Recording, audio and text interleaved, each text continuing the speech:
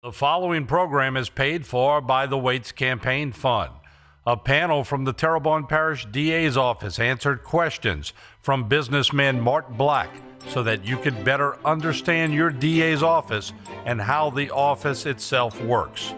We now join Mart for a comprehensive look at the Terrebonne Parish District Attorney's Office.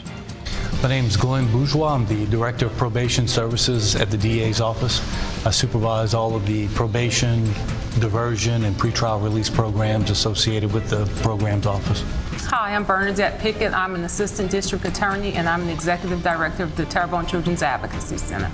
Hi, I'm Kevin Guidry. I'm the Administrator of the Terrebonne Parish District Attorney's Office. I'm Danny Smith, and I am the Drug Court Coordinator for the Terrebonne Parish District Attorney's Office. Also, I'm the Director of the Domestic Violence Program and the Administrator for the DWI Court. Hi, I'm Clarence McGuire with the Terrebonne Drug Court and DWI Court. I'm the Treatment Director. If I'm hearing correctly, so far it seems like Mr. Waits is not scared to open up and do different projects. You all work for him, so what's he like to work for? One of the things that I really like about Mr. Waits is that if you have an idea, if it benefits the public, he's going to want to talk about it, and he will say, you know, tell me what you think about it, and then he will figure out a way how to implement it if he thinks it'll benefit the public. And I think that what a lot of elected officials sometimes forget, which Mr. Waits never forgets, is that he's here to serve the public. And he's doing that with all these programs. And you know, we're talking about the big building at Kirschman's.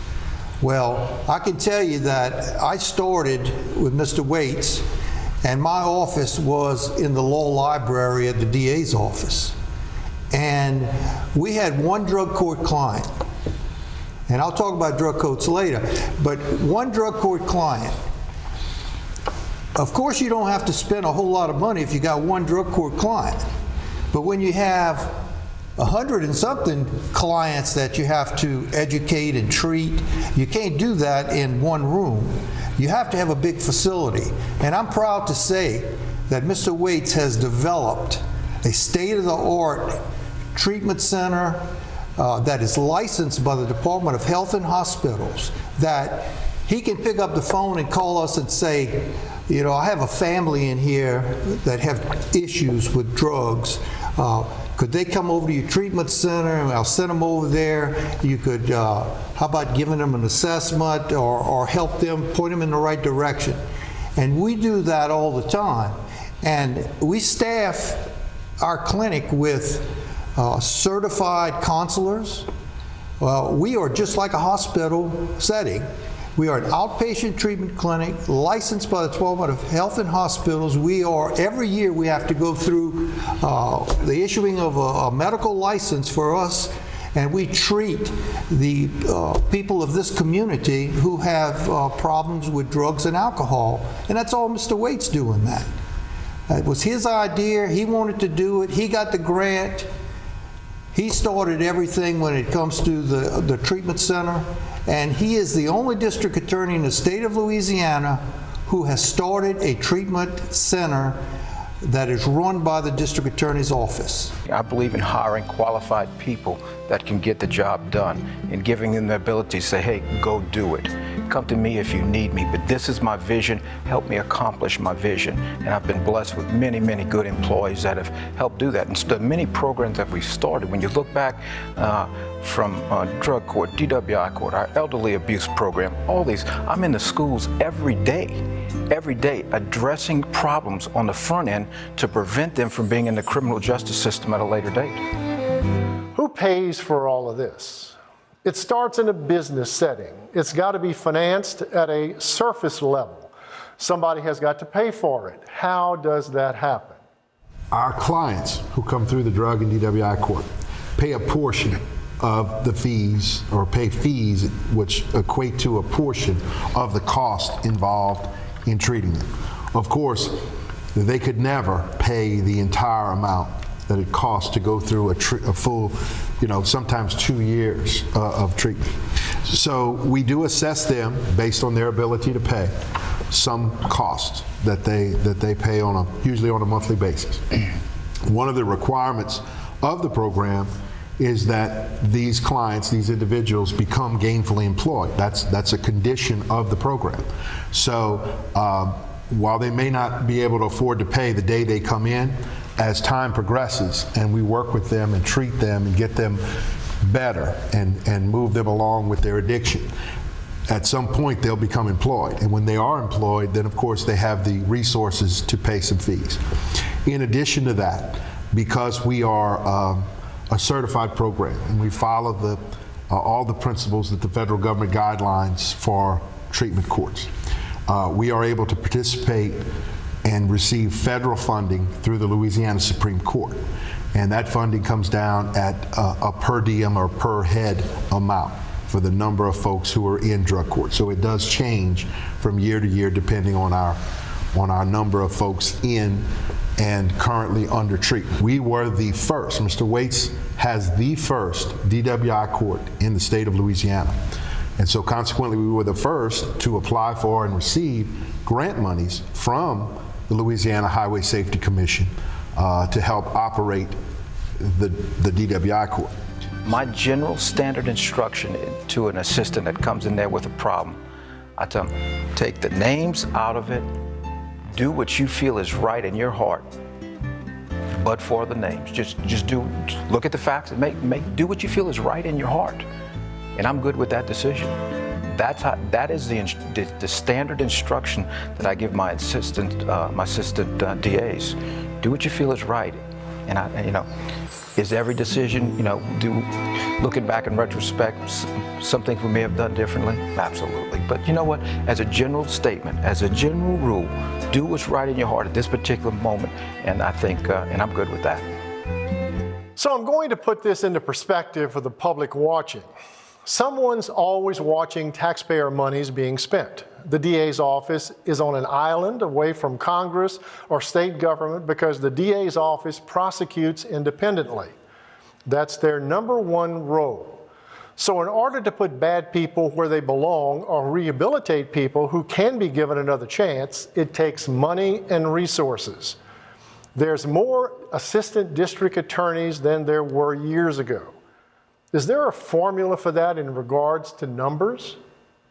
When it comes to the number of assistant district attorneys in any particular jurisdiction, that is mandated by law. There's a specific number for each jurisdiction. And the state provides partial funding for that number of assistant DAs. A DA can hire special assistants and can employ more than that number if there is a need and if there is monies available to pay them.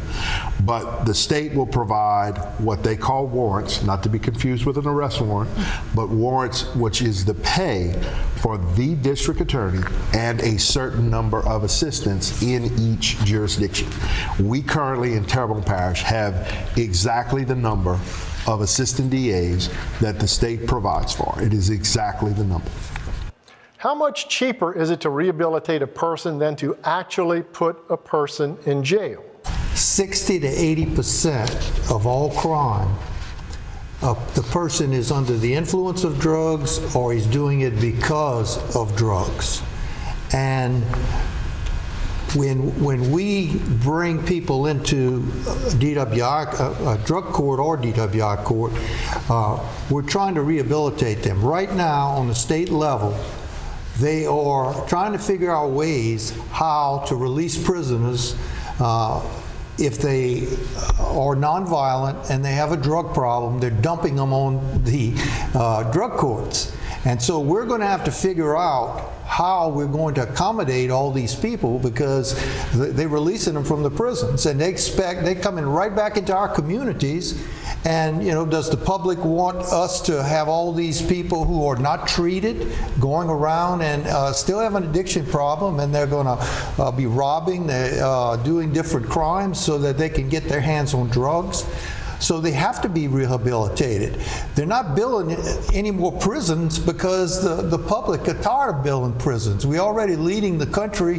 Louisiana is one of the highest of people incarcerated, and what we need to do is to learn that these people have a problem. They have a disease, an illness, and their addiction is caused by something that we need to figure out what it is, and we have to treat it so that we can take them, turn them into good citizens where they're going to be taxpayers. If we put a person in prison, it costs between $30,000 and $50,000 a year to house that prisoner. If we put them in treatment, we can treat them for $3,600 a year. They can get a job, they can work, pay taxes, take care of their family. We supervise them. Believe me, I've got thanks to the sheriff, I have a full-time deputy and always have had a full-time deputy working for drug court, thanks to the Sheriff Lobda. And this deputy goes to their home at night, knocks on their door, makes sure they're there. So people who are brought into our drug court program are supervised. They're not just released out into the community. We supervise them. So we even have employers who want to hire drug court clients because we drug test them so much, and we supervise them, and we make sure they're home at night. They end up making pretty good employees. So not only are we saving from the cost of more prison cells, but also we are rehabilitating people and making good citizens out of them.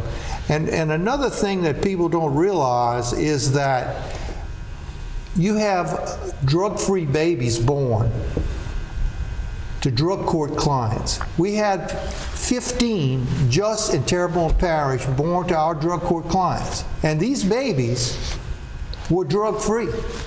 And what's important about that, not only for the health of the babies, but it costs for a baby to be born who is of good health, $4,000. For a baby who is a drug-addicted baby, you're talking about $250,000 to raise this child in the first 3 years of their life. If they're a crack baby or a drug baby, hooked because their mother was using drugs when they were expecting. So, you know, does the public want to pay $250,000 or they want to pay $4,000 for a normal birth? When they come into our drug court program, we make sure that they go to the doctor, we drug test them often, and we make sure that all the way up until delivery, we are watching these expectant mothers. Since the inception of drug court, we actually had, 419 clients that have come through. Out of that 419 that played into the program, we've actually graduated 141. So I would say we're doing pretty well at this point now. We're not going to save everyone that comes through. We're definitely aware of that, but we're definitely making an impact as far as drug court is concerned. I wanted the DA's office to do more than just prosecute. I thought about it, and I wanted the DA's office, my vision was for the DA's office to be a catalyst for solutions. A catalyst for solutions, to not only put people in jail, I want to resolve their problems, make them taxpayers, not a tax burden. I want to make them productive, get them back, educate them, employ them, mental issues, economic issues, all these different issues. I want to get those issues to help them with these issues and get them on their feet. People don't understand. A large portion of our population have been very fortunate. They don't understand that a person that has no money, has no job, may have mental issues, they have no family, all these things, they get out of jail one day, they have nowhere to go. What do you expect them to do? That's why I wanted to come up with these programs to help them get them back on their feet. I thought that was very important to preventing crime. I'm looking at some of these abbreviations that you have. Sounds like medical abbreviations, CBT, MRT, and all these things that go on what are all these things that Mr. Waits and the DA's office have to incorporate? CBT is simply the cognitive behavioral therapy, and when we talk about changing the mindset of a client, when that client comes in, I always say two things, and you know, we hear the word rehabilitation a lot of times, but one of the things that I always say to that client, not only do we want to be able to rehabilitate you, because some of them haven't been habilitated, a lot of things that they just don't know, so we have to go about teaching them new things, and that's what drug court brings about, the awareness of how to go about going on a job interview. And I do want to point this out, with the help of Mr. Waits, we've been able to bring in job readiness solution to the drug court program, whereas job readiness comes in and they somehow assist us on life skills as far as teaching the client as to how to prepare themselves for the real world in a sense. So it helps us and also helps that client, because I always say if I have a client that's actually working, I have a client that's being productive within the community. So every client that comes through, basically 96% of our clients are employed. And the reason that's not at 100, because we do have some that may be disabled, okay? But 96% of them, we find that they actually either come in employed or become gainfully employed while in the program. Just 2 weeks ago, I'm sitting in a restaurant, and my wife and I, you know, we've been through a lot over the last several months. We've been very busy. We were having a nice, quiet dinner together, and this lady comes up, Mr. Waits, can I talk to you? Your first reaction is, you know, you kind of sigh like, you don't have many opportunities. So, but I said, sure, talk to me. She goes, I just want to tell you that you saved my life. And I'm, what did I do? She goes, I was a member of your drug court. I graduated. I had a serious drug problem.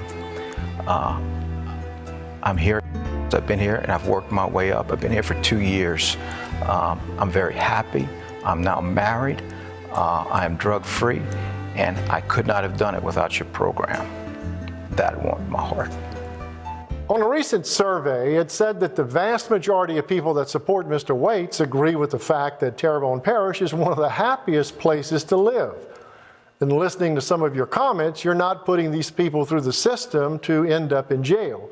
You're giving them a chance to become a productive citizen, to get their life straight, and when you do that, they are a positive impact on the community. We have a client right now who came to us, and basically a first grade education is what he had. Where he's at right now, he's in the 4th phase of the program. We connected him with the Terrebonne Parish Adult Ed program. He actually is on a 4th grade reading level right now. He's able to sit there and read the newspaper, which he couldn't do when he actually entered the program.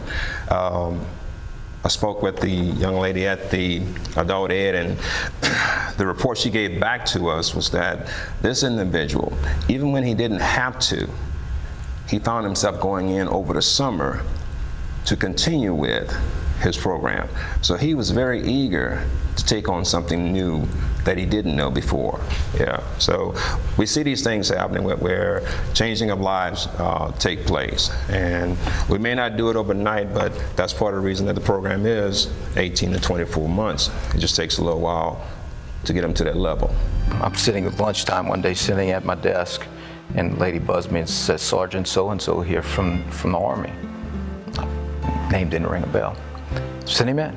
So I'm sitting, this guy walks in my door, and he has a nice green uniform on, his medals right here, and he says, hi, Mr. Waits. I said, hey, how you doing, Sergeant? He says, do you remember me? I said, I'm sorry, I don't. Help me out. He says, I had a drug problem many years ago. I came to you, and you helped me. I'm just coming to say thank you. Thank you for what you've done for me, because if it had not been for you, I wouldn't be here today like I am. He shook my hand and turned around and left. I said, wait, before you go, I want to take a picture with you. I did take a picture, and I have it in my office. And I use that as an example to so many people that we help them, we can help you if you give us a chance. Captain, let me come back to you because it raises an obvious question. Mr. Waits doesn't have to do it all. He could just coast and take the easy way out, so to speak. You've been involved with him. You've seen the programs. What kind of time does he put in, and is he always available? Very good question. You know, we have a running joke amongst us up here, and we like to tell Mr. Waits that he's never met a program he didn't love. And if it's something that can benefit our community and our citizens, and he hears about it, he'll sit us down and say, okay guys, how are we going to make this happen? And whatever the obstacles might be money, usually is, then he'll charge us with the responsibility of finding a way to make it happen, find grants, do whatever we have to do to pull things together to make it happen. And fortunately, we've never had to turn him down. We've never had to come in and say, you know, this is a program that we can't figure out how to do. We've been blessed and fortunate with a lot of hardworking folks to be able to make those things a reality. And all these programs that we're talking to you about, he has either started or enhanced during his time as district attorney. And I'll tell you, the hours that he puts in is tremendous. We don't call him a full-time DA, we call him an overtime DA. He's there morning, noon, and night. Whatever we need, obviously we have to go to him because it has to start with him. If he doesn't have the passion for it, if he doesn't believe in the program, if he doesn't believe that it's going to benefit the citizens, then, you know, we've got nothing. And of course, he's the guy that's got to take the heat. If you know, a lot of these programs, as you mentioned, we don't have to do. They're not mandated by law. They exist because he sees the value in doing these programs. He sees the opportunity to help and serve the public of Terrebonne Parish. So many times it's a risk. You know, it's a risk to put somebody on a diversion program, which Mr. Bourgeois will be talking about. Because if you put somebody on diversion, you're taking a chance. You're taking a chance when we put somebody in the drug court or the DWI court.